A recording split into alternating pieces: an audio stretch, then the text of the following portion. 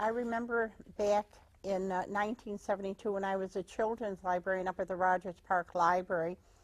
Coming from the south side, I didn't know too many people on the north side. However, Josie O'Hara, the wife of Hugh O'Hara, who was president of the Shamrock American Club, pulled up to the bus stop on Foster Avenue and asked me, was I Peg Reed, a librarian? Of course I was. I was catching a bus to go off to Rogers Park, and she asked if I would come over to catalog books for the library. And that was even before we had a building. It was a dream of the O'Haras and the Shamrock American people that there would be a place for Irish culture within the city of Chicago.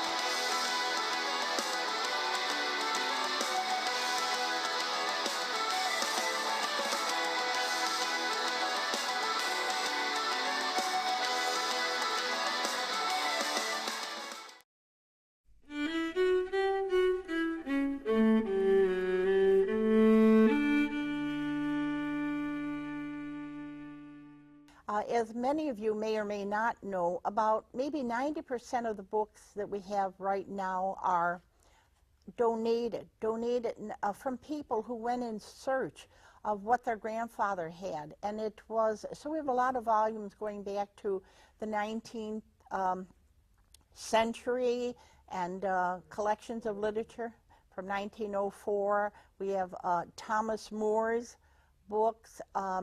We recently bought one that was written by Robert Boyle, who, yes, Robert Boyle, the gentleman who told us all about gas and the history of liquids and gas.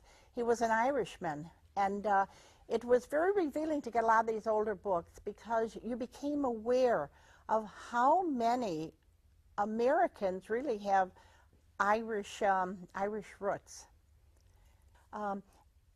I don't know if I should tell this joke, but I remember being in Barnes & Noble. I'm picking up all these Irish authors, and I come up to the clerk at the counter, and his face was down, and I said, you know, if it weren't for the Irish, you wouldn't have any English literature. You know, I had Wilde, Oscar Wilde in my hands, and Bernard Shaw, et cetera, et cetera.